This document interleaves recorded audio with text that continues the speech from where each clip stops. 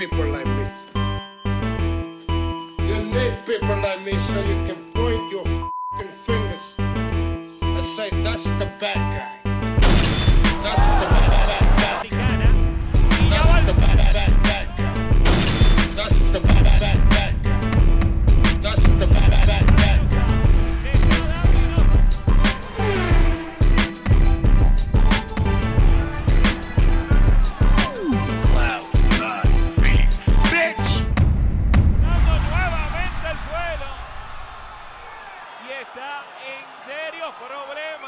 De la noche, Stephanie Piñeiro.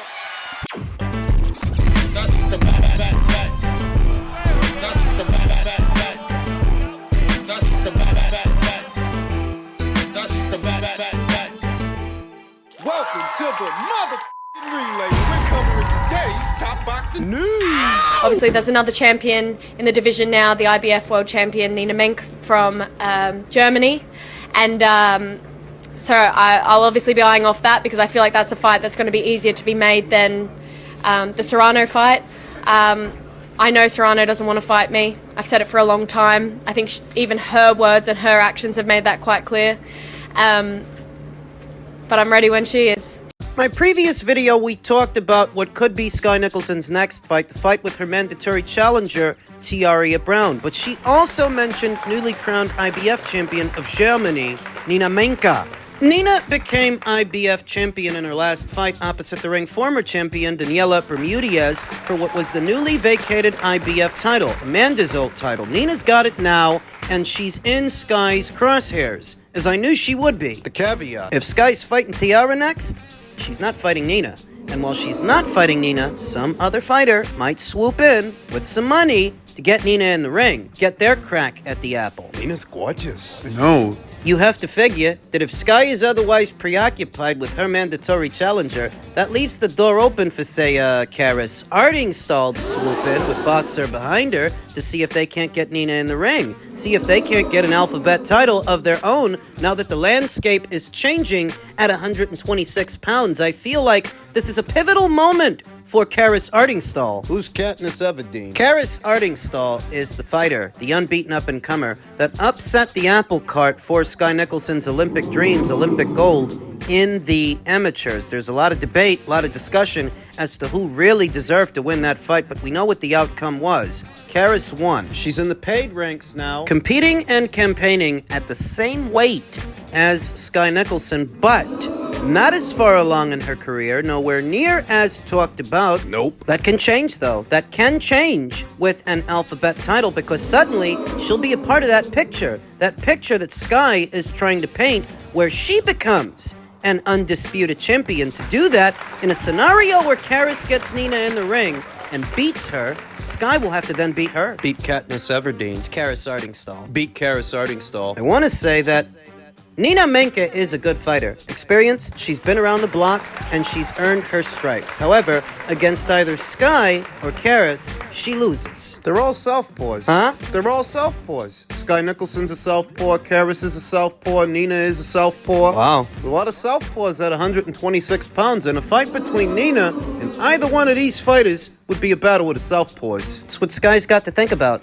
If she is otherwise preoccupied with Tiara, that creates a small window of opportunity for some other fighter to swoop in and get Nina in the ring. Now, the reason I mentioned Karis is because Karis, like Skye, is with a major promotional outfit. She's with Boxer. She boxes on Skye. Skye Nicholson? Skye Sports. She boxes on the Skye Sports platform. That's a major platform in the United Kingdom. There are a lot of talented fighters at 126. There are a lot of good, very good unbeaten up-and-comers coming through, but not all of them are with a major promotional outfit. Karis Artingstall is. Where the opportunity is there for her, perhaps more so than it is for some other fighters. Some other fighters are very good, talented, unbeaten up-and-comers, plenty of them at 126, but ultimately to get Nina in the ring, it's going to cost you. It's going to cost some money.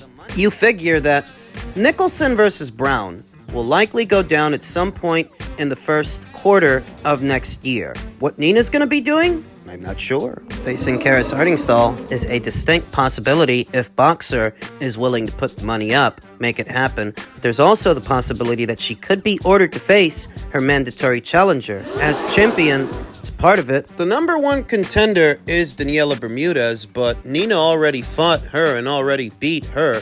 Ranked right behind Daniela is Elizabeth Oshoba. Talk about Elizabeth Oshoba. Very statuesque fighter, height, length, strength, and skill. A dark horse in today's featherweight division. Not that well known, but very dangerous. Especially to a newly crowned champion. Nina won't make a ton of money fighting Elizabeth Oshoba, and she might lose her belt. That's something for Nina to think about now that she's IBF champion. There are a lot of moving parts at 126 pounds. A lot's going on. Men's super lightweight news. Newly crowned WBA super lightweight champion Jose Rayo Valenzuela said, "Hey everyone, I hope you're all doing good. Just want to clear up some things I've been hearing lately about my next fight. But I'm no longer in managing or training relationship with Jose Benavidez Sr. or his team. It's time to move forward. Stay tuned for the announcement of my next fight. It's coming soon." We knew that Jose hadn't been training Rayo for his last fight and the fight before that. Veteran trainer and just a better trainer overall, and Robert Garcia was in Rayo Valenzuela's corner when he became champion. And I've no doubts that this change of heart he's been having, change of management, might have something to do with Robert's counsel. At least that's what I think. Remember that Robert's got years of experience, not just in the corner, but in the ring. Remember, Robert wasn't always a trainer. He used to be a fighter himself. Remember? Jose Benavidez Sr. caught wind of Rayo's comments, and I guess he was surprised. I guess what he's saying is that that was the first that he had heard of it. Rayo said he's lying. Rayo said he received a letter from my lawyer 6 days ago in his email to his home address and to his gym. Rayo wanted to make it clear. They are done. Finished. From a trainer's standpoint, from a managerial standpoint, that relationship has ended. But what about Rayo's next fight? There have been widespread rumors that he would be fighting Isaac Cruz for a second time. Rayo's corner situation has changed. His managerial situation has changed. Has his upcoming opponent, his next fight, has that changed too? I personally don't think he should give Isaac Cruz a rematch, least of all on the PBC side of things. I get the sense that the PBC and the upper brass at the PBC, they would prefer that Isaac hold that belt and not Rayo. They may look at Isaac as a more marketable fighter, a more well-known fighter, and behind the scenes they're pulling strings to get him his belt back. Obviously, Rayo ain't gonna be happy about that. But think about it. Why else are we hearing about a rematch? Who's asking for a second fight? I'm not. Are you? No. And who needs one? Who needs a rematch? Isaac. So when Rayo and Isaac fought as part of a Riyadh season show, on the undercard of Crawford versus Madrimov.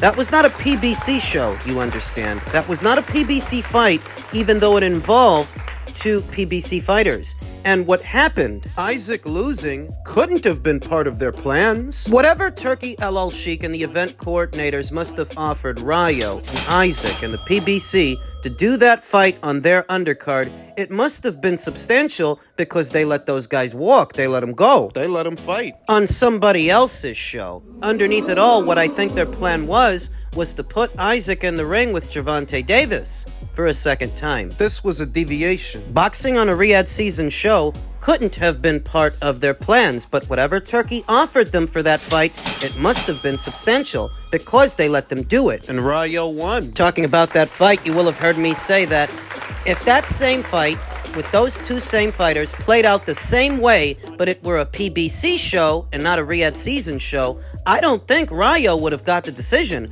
I think Isaac would have got all the consideration and he would have kept his belt. If that would have been on a PBC show, but it wasn't. Now they want to fix this. And I don't think that Rayo should give them that opportunity if he has any say-so in the matter, any wiggle room to go fight someone else, somewhere else. I don't think he should give Isaac that opportunity, and you say that... Isaac gave him a shot. Why don't he give Isaac one? It's Turkey that gave them both the shot. It's Turkey that made it happen. It's Turkey that paid them. He's fighting Isaac again. Get Rayo. What does it get him that he can't get fighting someone else somewhere else? Except somewhere else, he'll be a reigning, defending champion, likely entitled to the lion's share of the pot. He's got a mandatory challenger in the queue in Andy Hirioka. Andy beat Ishmael Barroso, then WBA mandatory challenger, for his mandatory status. He beat him, now he's the mandatory. he's Rayo's problem. Right. Rayo needs all the help he can get, and he's better off with Robert Garcia in his corner than Jose Benavidez in his corner. Robert Garcia's years of training champion fighters, champion-level fighters, dwarfs whatever experiences Jose has amassed. Robert is a better trainer, head and shoulders above Jose. The 140-pound division is still a very deep division. Even if a lot of the fights that need to be happening aren't happening, there is still a lot of opportunities there. Rayo needs every advantage he can get. I don't know that he's going to fight Isaac next. I don't know that he isn't. I don't think he should. I think if he can get out of that, that's what he needs to do. Maybe you go to a top rank. Maybe you go to a match room. Go somewhere where they're not just going to use you as an opponent, because you're not just an opponent, you're a champion. Matchroom is pretty thick at 140 pounds. They've got a lot going on in that division. The upcoming Regis Prograis versus Jack Catterall fight later on this month. They've got an unbeaten up-and-comer in Dalton Smith, champion in Liam Pardo. Richardson Hitchens. So maybe Rayo wants to go over there. I'm not sure. And news could break of his next fight before this video is uploaded. But I happen to think if he can get out of that Isaac Cruz fight, he should. They're just trying to job you, and it's obvious.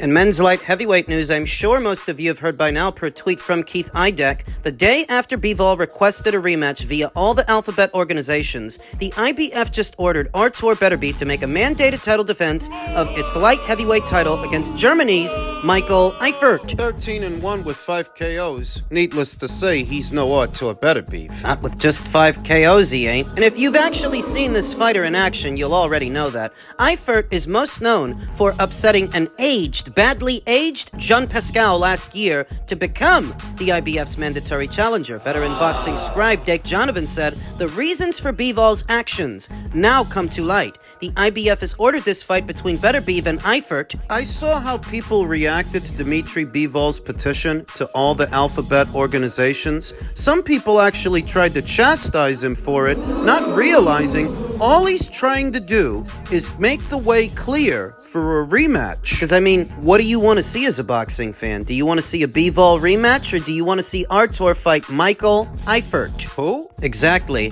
Regarding this ordered fight, I was told that Beterbiev could still file an exception, which, if he so chooses, would free up an opportunity to have a rematch with Dmitry.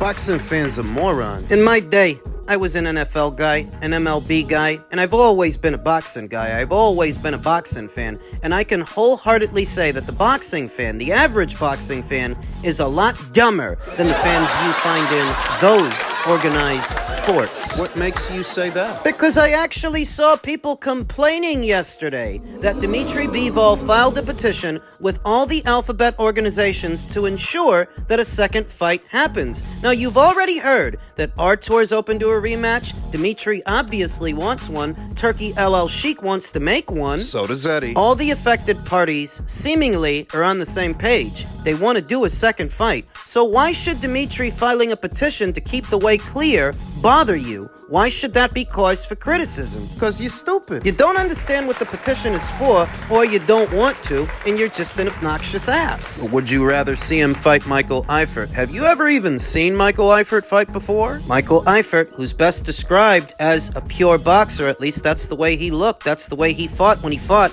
Jean Pascal, staying on his toes, moving around, sticking the jab out there, setting traps. He's not big on power, he's big on defense, he's big on movement. The silver lining in all of this is that if Artur Beterbiev does end up having to fight this guy, his reign as undisputed champion is not under threat by Michael Eifert, as Artur Beterbiev has the right style for the job. And power. You're not gonna beat Artur Beterbiev sticking and moving and staying on the outside, least of all when you ain't got no power. Michael ain't got no power. At 39 years old, here today, even at 39 years old, I think Artur Beterbiev walks through this kid if he does end up having to fight him. Though he might not. So Michael Eifert only fought once last year. That was the Jean Pascal fight in March of last year, over a year ago. Over a year later, he had one fight, just one fight, with Carlos Jimenez in August. Looks like that's the only fight he's gonna have this year. This could turn out to be very lucrative for Michael Eifert, because I've no doubts that Turkey LL Sheik can cough up the right dollar amount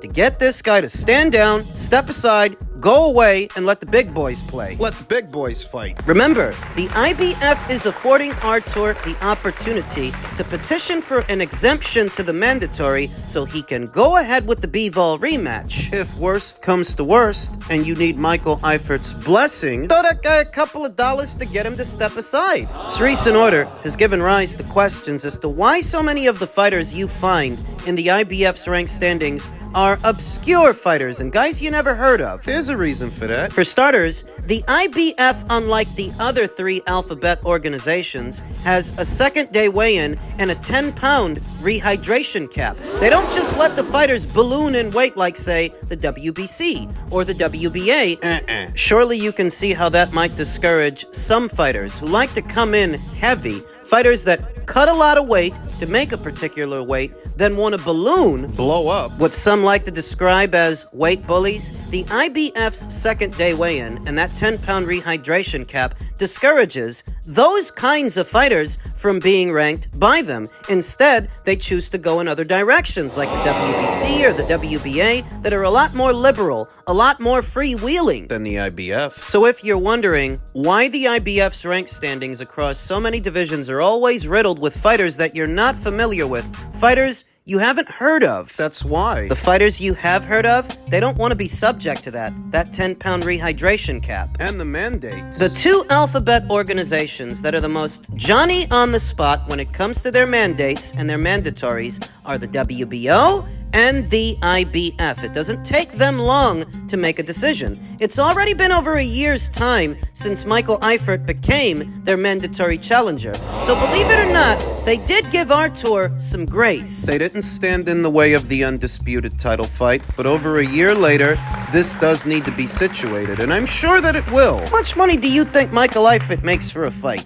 Not a lot. So if you gotta pay this guy to step aside, I doubt it's gonna cost you very much. And he still has his title shot. It's not like he loses it. He just has to wait. Imagine that. Making money for a fight you don't have. Making money for not fighting. He might. Turkey LL Sheik is interested in doing the second fight, doing the rematch. It's the biggest and best fight. It still is the biggest fight in the light heavyweight division. And what Turkey wants, at least most of the time, Turkey gets. Not always, but most of the time. Saw people complaining that this mandate, and at least one other, came down, and how the IBF didn't keep that same energy for Errol Spence Jr. when he was IBF champion. Or Jermel Charlo. They were happy to allow him to negotiate several step-aside deals with Bakram Murtazaliev for some years and some fights, while he unified the junior middleweight division, and it's true. It does feel like they were a lot more Johnny on the spot with everybody else's fighters than they were with those 2. Over the years, the IBF developed a reputation